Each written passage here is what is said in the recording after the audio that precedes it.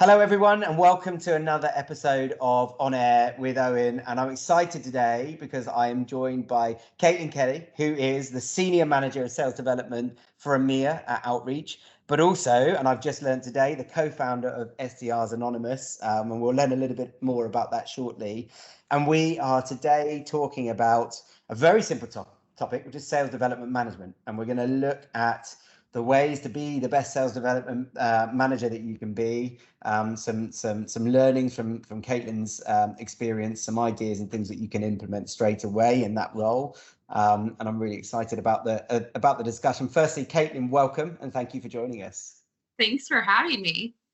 It's great to have you on this show. Before we dive into the topic, because we do like to just get stuck in, let's just do a quick 2 minutes, if you wouldn't mind. Who's Kaitlen? And who's Outreach for those people that don't know you or the organization? All right, perfect. So hi, everyone. I'm Kaitlen Kelly. I'm from the Seattle area, and I actually moved out to London back right before the pandemic hit. So it was December of 2019 when Outreach decided to launch their global office in London. So yeah, it sent me out here. I started with Outreach as an SDR, came out here, started to build out the team.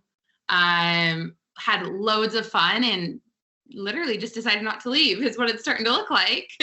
So that's kind of a little bit about me and how I got out here to London and kind of managing the team. Outreach, for those of you who do not know, is the #1 sales engagement platform. It's essentially a tool for anyone who's in sales. So for SDRs, AEs, and it's a tool that helps them work more efficiently so that they can close more revenue at the end of the day. But it's amazing for managers like myself to better coach my team and upskill them along their journey as well. So that's a little bit about myself and then Outreach as well. And SDRs Anonymous, which you kind of touched base on previously, that we actually launched right when we went into the pandemic last year. And it's a community for SDRs and SDR leaders to submit questions anonymously and then network when we were in a virtual world. And it's so that everyone would be able to hear different insights and get different opinions from other leaders and connect with other people that are in their field. So we would meet once a month and kind of dive into the questions that are being submitted. Love that. I absolutely love that. And I think because I like that so much, I'm going to end up probably asking you about that more than I should on this. But let's start with the topic at hand. Firstly, thank you for doing that. I want to start with a really big question because people's perception of what a sales development manager is different. What does it mean to you? What is a sales development manager responsible for? Let's start with the basics. What should they be doing on a day-to-day basis? Yeah, I think on a day-to-day basis for me, my #1 job is to help my reps generate more opportunities. So then we can end up passing those opportunities over to our sales team so they can close more revenue. When I'm thinking about my day-to-day, I'm literally diving into the reports. I'm just getting creative, thinking of different plays and different ways that I can better coach my team to make sure that they're more efficient. Looking at current conversion rates, coaching them through, doing role plays.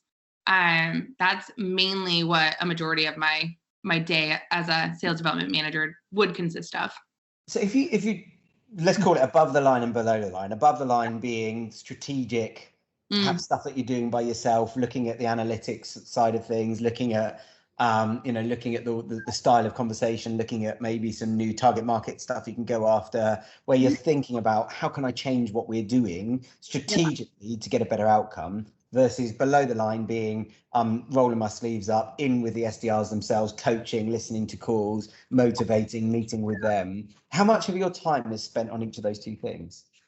So I think it really depends on where I'm currently at within my sales, my managerial role. So currently now as the senior manager, I'm definitely thinking more strategic and okay, how can we pivot and have an impact on quarterly level? When I was at the manager and team lead level, it's going to be about 50% of your time coaching your reps. Yeah. And you are in the weeds with them. You're listening in on their calls. You're doing call reviews. You're pulling reports. You're, adding different filters and tags on the accounts so that you can be super targeted. But yeah, when I think about it, it's about 50% of the time is coaching. So. Still a massively undervalued skill, the ability to coach somebody. What have you, so you're a senior manager in that function. I'm guessing you've got other team leaders and managers who do that day in, day out. What have you seen? Are there any traits or things that you've seen in people where you can look at people being a good coach? Is it an appetite to want to coach in the first place? Is it an understanding of the structure of the conversations and the work that happens? Or is there something else that makes somebody a good or bad coach at that level? Yeah, I think to be a good coach, I mean, and you might disagree with me on this, but I think it comes down to being like patient and not just giving all the answers firsthand. Like you can't solve for everyone and tell everyone what to do. You have to let people learn on their own. So the reason why I say patience is because it's a little bit longer for someone to learn on their own. You have to be able to ask the right questions and let them come to the solution rather than you constantly just telling them what to do. So I think that's kind of what makes a great coach stand out, because then they're actually able to build and develop reps that can be independent and then go and teach that to someone else as well. Yeah. I don't disagree with you. I think it's spot on. I think it takes time and you can't listen to one conversation or watch them, look at one email that they've wrote and assume that's the way they do it all the time. You've got to make an assessment first as well, which means that having a broad perspective, that means listening to a number of their calls, looking at a number of the things that they're doing, being able to give them feedback based on trends and the overall work rather than one scenario. So I think that's really fair. When you think you said something in your intro around, I start as an SDR. Yeah. Can you be a good coach without having been an SDR in that organization? So is it translatable from one organization? Have you seen people float in at SDR manager and pick that up really quickly, or have they had to get in, do the SDR role within the org and then move their way up from there? No, I think it's transferable. And I think that's the thing, right? Like it depends on your style when you come in. If you are, so I just hired 2 managers externally. And I think a lot of it has to do with how they're being onboarded and welcomed into the company and what that handover looks like.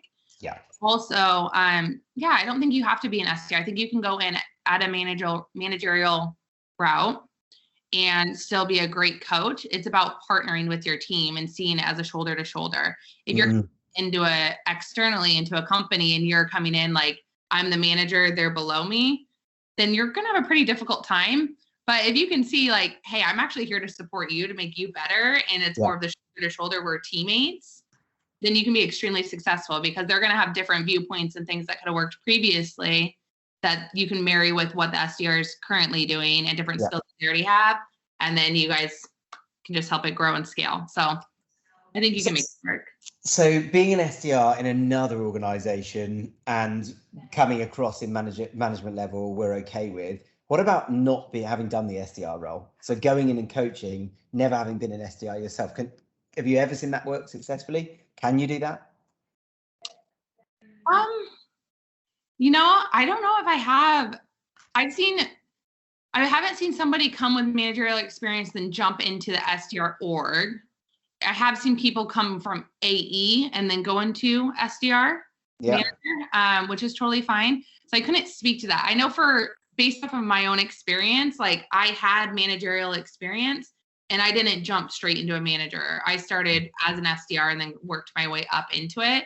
So I'd say like having that experience as an SDR helped me actually learn like sales and like the skill behind it. Because I come from fashion background, which I was doing sales, but that's completely different than doing SaaS sales and B2B.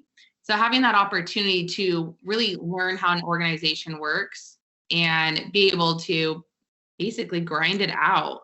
I definitely think it's a valuable skill to have, and I wouldn't discount going that route. And I think that's my point here. I'm trying to understand. So having been on a similar journey to you, where I started as I'm old enough that it was before sales development even existed as a title. It was a sales rep or a telemarketing role or whatever you wanted to call it in those days. We didn't have LinkedIn and we certainly didn't have automation in sales. But essentially starting out at the coalface, talking to people, getting rejected, doing the hunting, doing the research. I found that invaluable in my middle management career when I was trying to coach and lead people through that were doing that. And I just wonder whether people can step in and learn that looking down, so to speak, rather than moving up. And it's interesting to hear that you've heard of people going sideways from AE, which I think is very relevant, but never having been in there, I don't know if you can know what that feels like. Yeah, I don't know. I would highly recommend getting the SDR experience or some sort, even if it is like an AE experience, you're still kind of knowing how an organization works at that level and kind of who the stakeholders would be as you are prospecting. Yeah, I'm trying to think of almost everyone I know. And even, you know what though, even if you did not, I think I would suggest always going from the SDR standpoint, because like even for me, it felt like taking a step back in my career because I was a little bit, I wasn't right out of uni when I got into SaaS. But it was worth it. Like, 6 months to a year, you put in the work, you learn this skill, and then that if you go into a closing role, that's great, or you can go into the managerial role, and those are transferable. So. What advice would you give to somebody who's in an SDR role that knows very clearly, I want to go down the SDR management route. I don't want to go into an AE role. The SDR management route is absolutely my thing. Yeah. What would you be telling them to focus on in that first year, 18 months, whatever that period is? I would say, so whenever we do a lot of internal promotions kind of on that track as well. And so I think the best thing you can do if you are looking to go down the managerial route or even get promoted out of your current role, it's about taking on ownership. So find different ways or different areas that you can own or projects that you can lead. And so like there's a couple different things that we have like built out where people become like little experts. And so like if we had a candidate who loved video prospecting. So now she runs trainings for video prospecting and builds that out for our entire org.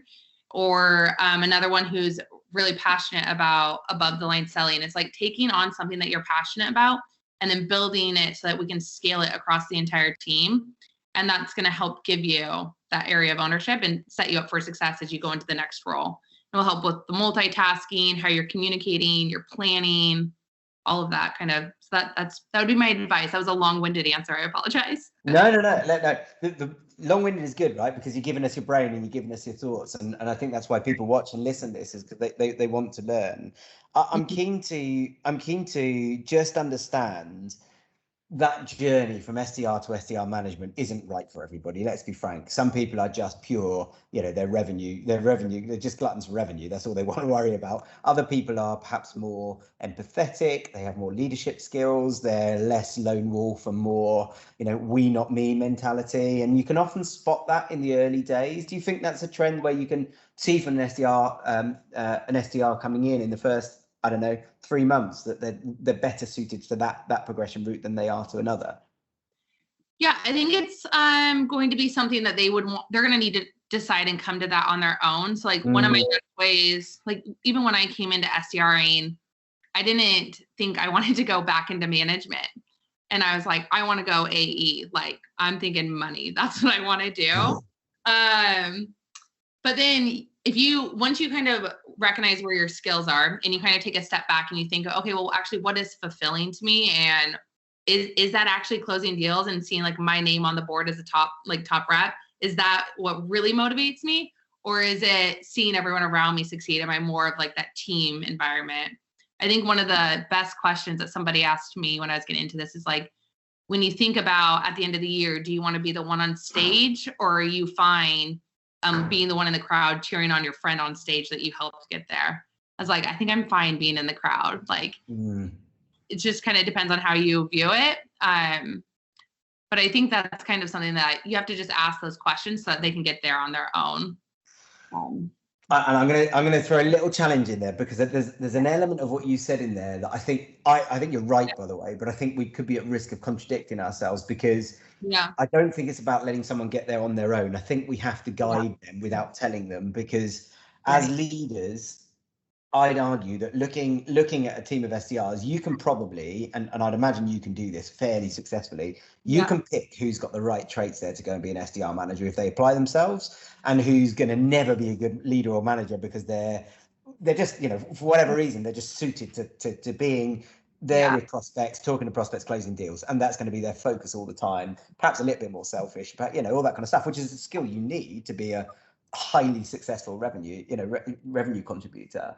And I think I've seen it in the past, and maybe you have too, where an SDR wants to go and chase the AE route for the reason that you said, because it's the flashing lights, the paycheck at the end of the month. They think that's the route they want to go down because they're driven by numbers today. But actually, that they're going to be a really exceptional team lead into manager.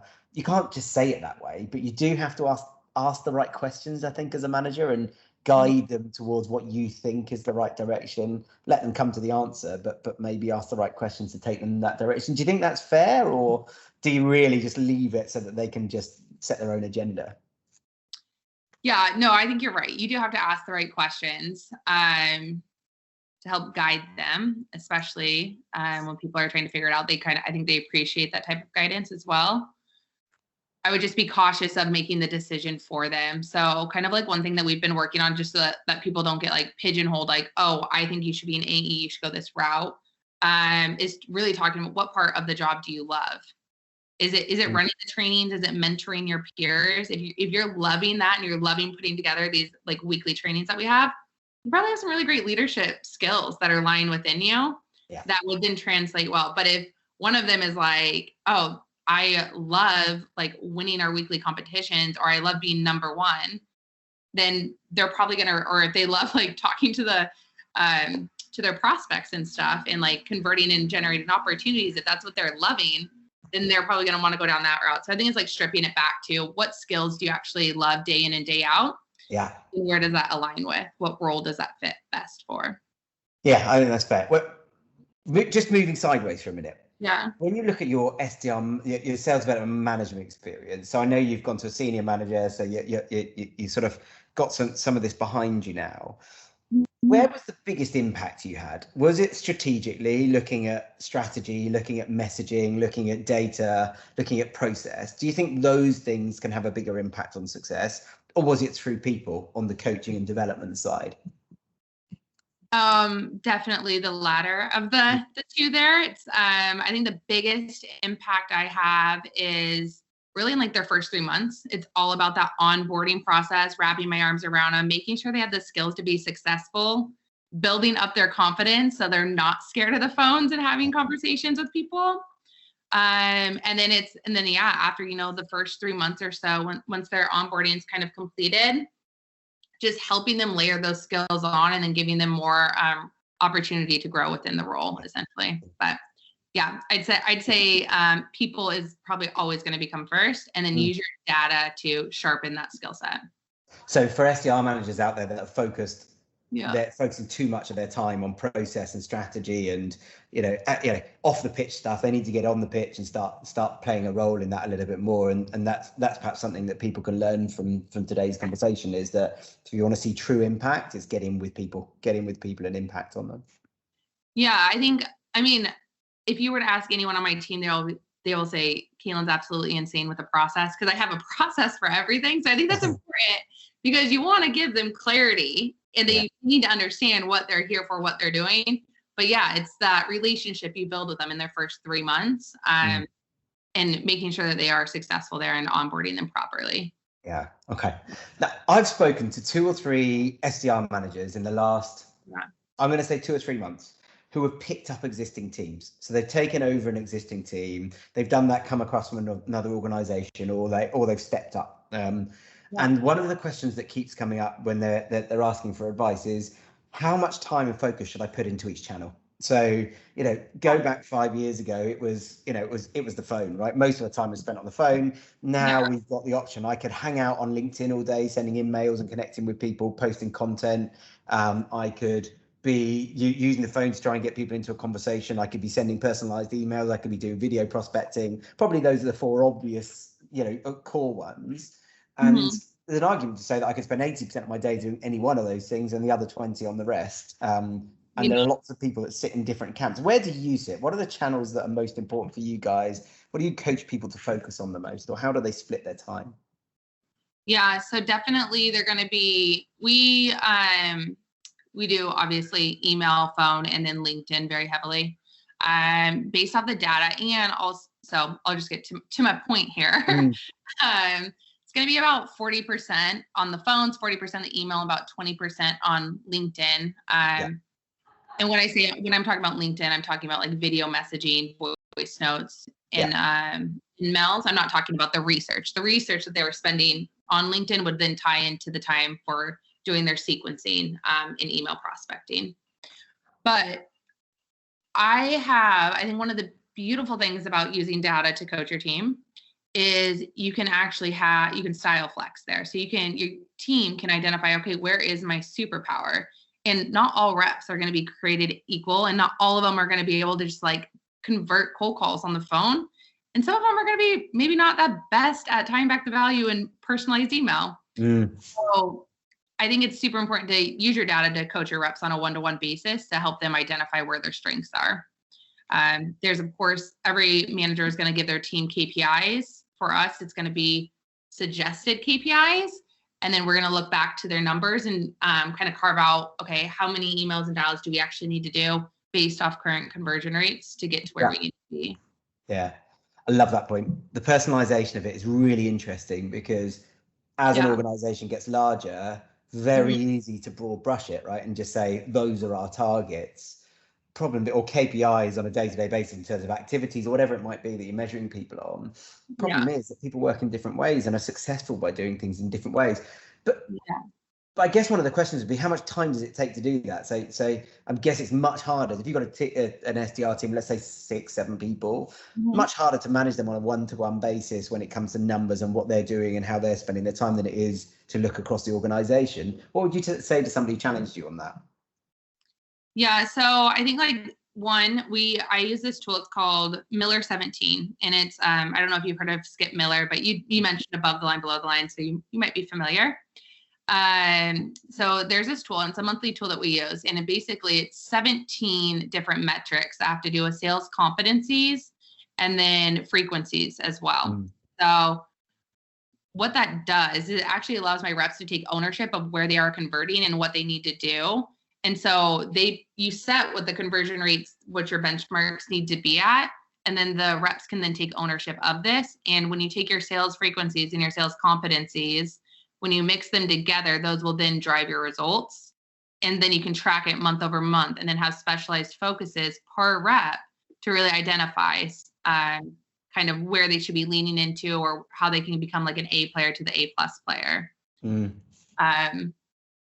Yeah, and I think if somebody was to challenge me on saying they don't have the time or the bandwidth for that, I'd probably say, well, let's look at your calendar and let's see what we can get rid of, because I think that's really important at being able to coach on a one-to-one basis.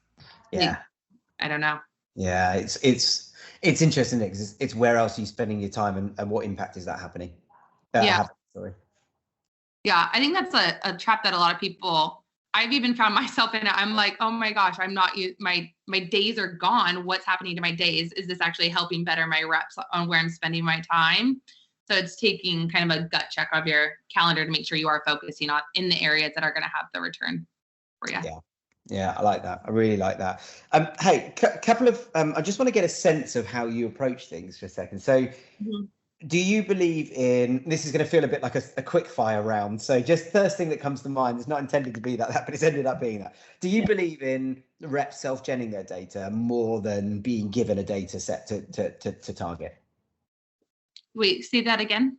So do you believe that reps should be generating their own target data and researching it, or do you think that they should be given a set of accounts to go after?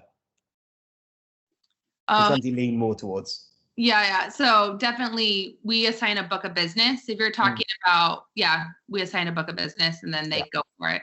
Yeah. Okay, fine. And if you had people that were quality or quantity focused in your team and you had a majority, which would you take? Oh, I'm going to go for quality. Okay.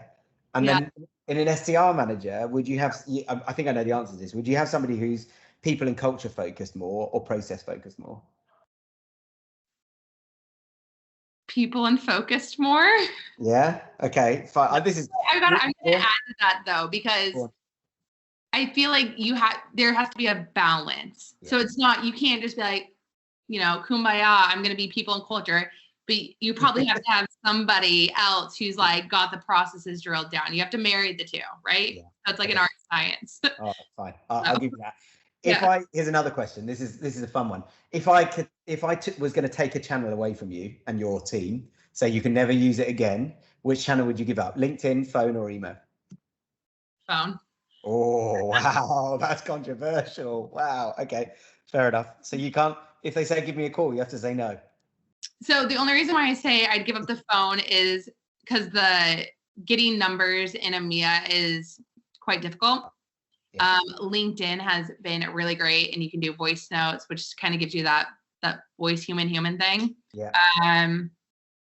And also you can do so much research on LinkedIn. So, and you can really get to know like someone based off like posting and liking, and then email, like you can't get rid of that. Can't get rid of that. All right. So you've said something that leads me on to the next one. Video or voice notes? Video. Video. You're fans of video at the moment? I am a fan of video. Yeah. Okay. And then last one, company set targets or individual set targets? Individual set targets. Do you let reps set their targets or contribute to the discussion around their own targets? They set their goals. They know what the expectation is. I like that. And what's the tolerance for those two things having a gap between them? Well, expectation means you still have a job. Yeah, right. And the goal is like above and beyond. How are we going to push ourselves further? So. I love that. And how much of the time for your reps is spent on their development? So if we've got a 40-hour week, because it's a more round number, or whatever, a four week month, what percentage of that time is focused on making me a better rep over doing the job, which of course makes me a better rep as well, because I'm doing the job and I'm learning, but not in the weeds. Yeah, that's a great question. So it's about 5 hours a week of training. Yeah. So I'm not super great at math, but I think that's 10%-ish. Yeah, a bit more, 12 and a half, maybe. Yeah. And that's going to be on specifically like training, or different training or mentoring sessions to help upskill them. And what do you find is the most impactful training for an SDR? Is it live call coaching or live on the job coaching, or is it out in a boardroom away from the tools, reviewing things, giving feedback two ways? Is it group sessions? What do you think people benefit from the most? Yeah, it's a hard one. I think there's like, I feel like you want a direct answer from me. No. You give me the answer that you feel is right. You can give as indirect as you like. I really don't mind. There's two types of coaching that I really love. So I love a call review, and there's like different ways that you can do it. So you bring a great call, you identify all the great points. That way, if you can identify what you're doing great, then you're going to focus on that and then start to mirror the great points. So I love doing call coaching. Also, when you are doing a call review, you can pause it right when you get that objection and role play it live, and then press play and then hear what you actually said on the phone, and then kind of unwrap it that way. So love call coaching and doing the call reviews. But another one that I think is the most beneficial, especially for people just starting out, is like workshop status. Yeah. So if people are trying to learn like the value pitch or a new like strategy that you're trying to roll out or pitch to, it's getting them into groups and kind of workshopping it together and getting everyone kind of talking and discussing it through, and then landing on what the outcome looks like moving forward. Love that. What's your favorite tool outside of outreach that you guys use? I mean, LinkedIn Sales Nav, but I'm in Gong quite a bit. That's for call coaching. So yeah, that makes sense. It's a great tool, isn't it? Yeah. Really is a great tool. Okay, fantastic. And now I'm just firing questions at you. I'm loving how your answers are really sharp. I love it. You're just on it. Quick answer, done, which means I have to think of more questions, but I love that. Keeping me on my toes. You've talked about onboarding a number of times, probably 3 or 4 times you've mentioned how important that is. Mm-hmm. We had a webinar live talk actually last week with, I don't know if you know, Shabri from SalesWorks, and also the sales development manager at Perkbox, Georgina. We talked about the onboarding process, and what was interesting is the 4 of us that were on that event all had a slightly different opinion on what good looks like. So I'd love to hear yours. What does a good onboarding process look like? How long does it take, and what speed does it move at? So I think a great onboarding process looks like the one we do. I'm just kidding. No, I can kind of walk you through it a little bit though. So our ramp period is 3 months. So essentially 90 days from when they first start.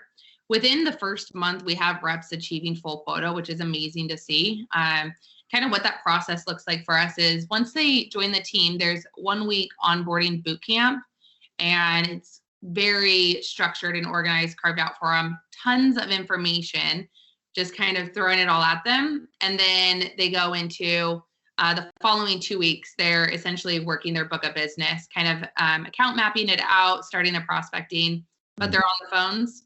And then we have 30, 60, 90-day plan. So every single day, there's a different focus that the new rep will then need to either a training that they're going to exercise or a different skill that they're going to learn and kind of go through. So, and one of the things that I love about the 30, 60, 90-day plan is it actually holds them accountable. So they know, okay, this is what I need to achieve. This is what I need to get to. But also as a manager, it gives you a document to go back to and understand, okay, this is where the gap is with this rep. Let's do another training on it. Or if you're seeing trends in your onboarding, then you can pivot how you run your boot camp and what the trainings may need to look like, especially as the environment changes. And then at the end of that, we have them do an assessment to pass. And then from there, they're kind of off and running, but it helps give us clarity of like different areas that we need to lean into for onboarding. Love that. So when does your new SDR have their first live conversation with a prospect? First, so I mean, day 3, they're cold calling. Yes. During boot camp, they're cold calling. I mean, you gotta just jump into it. That's like my advice for anyone getting into sales, like fail quick to learn faster. So just, it's going to be terrifying. Like I was terrified to do it. And I think if I was terrified to do it, then everyone else is probably just terrified. But after you do it one time, it's like not as bad as after that, if that makes sense. Do you know what? So. Music to my ears, right? So my view, so we had 4 people. Somebody said week 4, somebody said week 3, somebody said week 2. And I was like, day 1, not literally. I mean, actually, I'd argue there's a lot to be said for 4 o'clock on your first day saying, just let me make 2 calls just to get it out of the way. But yeah, I do understand the argument. You might not even be set up on the systems by that point. But for me, I think that the importance of getting people in to fail fast is really high. And I wouldn't want to be an SDR and waiting 2 weeks to make my first call. I'm impatient. I'm a sales rep. I'm hungry. I want to go and make a difference and make an impact. Let me at them. When somebody hasn't got that attitude, you've got to question whether they're in the right role, right? Yeah, no, definitely. I remember it was my first day at Outreach, and I literally had no idea what to expect, sort of. And I was like, oh God, this is going to be super hard, career change, cold calling. And our CEO, Manny Medina, walked into the room to introduce himself and like plucked me out of the group and basically made me pitch to him. It wasn't to other prospects, but you can imagine how nervous I was in that moment. And I was like, oh my God, nothing's ever going to be worse than that was. So but then from there, I was like, that wasn't that bad. It kind of like built your confidence a little bit. So it's kind of the same thing with, you might as well just jump in because everyone around you is nervous too. So. And you know what? There's an argument. My point on this bit is that it doesn't mean we're letting people loose forever.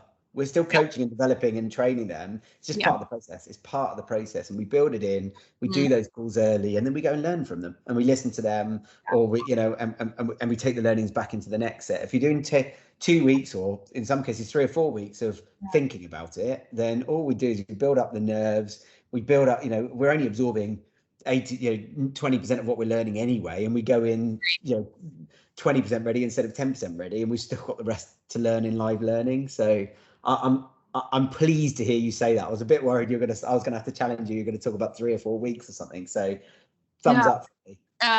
No, one of the things that someone had asked me really recently that like got me thinking was like, how are you creating a culture of failure? And that doesn't mean like, let's clap our hands, it's okay to miss quota. No, it's like empowering your team to take opportunities, get creative, kind of get outside the box a little bit. So that was like one question that I like walked away from. I was like, I love that. That's like so important. Create a culture of failure so people don't feel ashamed if they don't get the meeting or if they stutter on a cold call, which I did all the time. It's like, totally fine. Just keep going. Yeah. Yeah. I think in some cases, those things are a great skill to have, even if you don't mean it, because they make you human and people connect with you far more. So yeah, interesting to hear you say that. Right, I've got 2 more questions and then we'll do a little wrap up. My first question is looking at an SDR's structure of their day. So as an SDR manager, one of the responsibilities you have is to make sure that people are managing their time well, they're focusing time in the right channels, they're structuring their day. What advice would you give to other SDR managers who are looking at an SDR team around advising people on structuring their day? What are the systems and processes you've used to make sure that that's right in the past? Yeah, so we do like call blocks or blocked out focus times essentially. So we like 1 hour focus strictly on sequencing or email prospecting, and then another hour is on call blitz. And then they'll have about an hour lunch break, and then in the afternoon, so basically from either 9 to 11 or 10 to 12 is going to be that call blitz and sequencing blitz, and then lunch break, and then it's going to be another 2 hour block of that. And they'll have essentially another hour in the afternoon to do LinkedIn tasks, follow up, any admin stuff. Then we always kick off our mornings with 15-minute huddle. And then at the end of the day, a 15-minute huddle as well. Yeah. Yeah. And that's become more important with everyone being at home and that sort of stuff, hasn't it? Just to keep people connected. So what you're saying is that you focus on, rather than all the channels, you focus on a task or a channel or something for a period of time and then move on to the next thing and do the same thing. So you're segmenting time into dedicated focus points. Yeah. And I would say like if anyone isn't doing like 1 hour call blocks, I would highly suggest do that with your team. Get everyone on board. If everyone's on the phone dialing together, it's like you're winning and you're losing together, and it creates really great energy. In a remote environment, we've had people jump on Zooms, and then all of the SDRs will just be on a Zoom, and you don't share your sound, but you can see people dialing on their phones and stuff. So it still kind of feels like you're connected. Yeah. But yeah, it gets everybody on board, and Love it. And then my final question before I let you, and I want to hear a bit more about SDRs Anonymous, but before. Just looking at SDRs Anonymous for a moment, what are the questions or what are the sort of topics and things that are being brought up the most? So as I understand it, SDRs can ask questions anonymously, get advice back, all that sort of stuff. Yeah. Are there themes that you're seeing now around common challenges in those questions? So each month is going to have its own theme because we bring on different guests. So really depending on who that guest is, kind of where our questions are going to be tailored towards. A lot of the questions that do come through are going to be, what are you doing with voicemails? Like, what kind of voicemails are you guys leaving? Are you leaving voicemails? Can I get some advice on video prospecting? Voice notes was one that was starting to pop up. I would say video prospecting and voice notes have been pretty common the last 6 months. People just really trying to identify what is working and what's not working there. Then, there's a lots around time management. There's lots around getting into an AE role. What's the best way to like kind of navigate that conversation with managers? It's very broad, which is kind of the beauty of it. Yeah, there's nothing in there massively, but it's interesting, the voice notes and the video. It's clearly becoming a big channel, and SDRs that aren't embracing those channels are going to fall behind. But equally, it's be interesting to see the tipping point of where video becomes old in mails, and you end up with an infiltration of videos that you don't end up watching rather than them standing out. And I think it's about it's always about finding the new trend, isn't it? Being ahead of the game, and that's a battle we all fight. Definitely. Yeah, love that. And then finally, so. Tell us a little bit more about who should come and talk to you about outreach. So who should come and talk to you guys, and who is outreach right for? But also from an SDR Anonymous perspective, who should? Yeah, I'm guessing SDRs, but how can it help them, and how is it relevant to them? Just bit of a chance to plug those two things. Oh, amazing! Love that. So for outreach, anyone who has a sales team should be using a sales engagement platform. Like this is a tool that is going to help your team, like especially as like a manager perspective. You can double down on your reps individually and help coach them up so they are better salespeople. But also it's just helping them be more efficient with their time as well. I could not imagine doing a sales role, based like exporting reports out of Salesforce and then kind of working out of that, all that manual work. I would love to get that time back in my day. And with the sales engagement platform, it automates a lot of that manual work for you, so you don't have to do that. So anyone who's in a sales role should be leveraging a tool like that, not only to increase their own efficiencies, but also it's going to give you the data so you're prioritizing and you have that visibility into where your deals are going to be and where they're going to come from next, which is amazing. For SDRs Anonymous, any SDR, like sales development leader, anyone passionate about that, follow along on the community. We're always posting different like tips, tricks, different podcasts, sharing different things there. So it's just a great resource to have. And then anyone who get your teams to follow along as well, because it's a great way for other SDRs to connect with other SDRs. And then they can learn from each other, pick up different tips, be successful kind of in that aspect of it. And once it's like safe, we'll be having our event. So I'm not sure if you're familiar with Sam Nelson, maybe. Yeah, I know Sam. You know Sam? So we'll be doing an event with Sam Nelson, which will just be like a blast to get a bunch of SDRs together and just kind of chatting and getting to know each other, because they're going through a lot of the same thing. They experienced a lot of the same struggles. And so it's just having, people to talk it through with. Yeah. Nice. Sam's the guy with blue hair, right? He's the one with blue hair. Yeah. That's how everyone knows him. Yes. That's personal branding for you right there. Exactly. Yeah, amazing. Well, I'm certainly, from my perspective, I'm certainly going to go and let all the SDRs in our team know that they should be following and consuming the content that's on there. And I'll be encouraging them to do that. So if you're listening to this and you're an SDR or you're an SDR manager, have a think about that. And a great community to be a part of. Clearly, Kaitlen, thank you. Thank you very much for joining us. Love learning from you. Love listening to the way that you approach this. You're clearly hugely knowledgeable on the subject with some great experience, and no doubt people watching and listening to this have learned a lot as well. Thank you ever so much for joining us today. I really appreciate it. Yes, I had so much fun. Love the questions that you came forward with. And if anyone wants to connect or talk more sales development manager stuff, I was going to say I'm super down. They can reach out to me on LinkedIn. I love talking about this stuff, and I can learn from other leaders as well. So don't hesitate to reach out. Thanks, Kaitlen. Appreciate it. Amazing. Bye.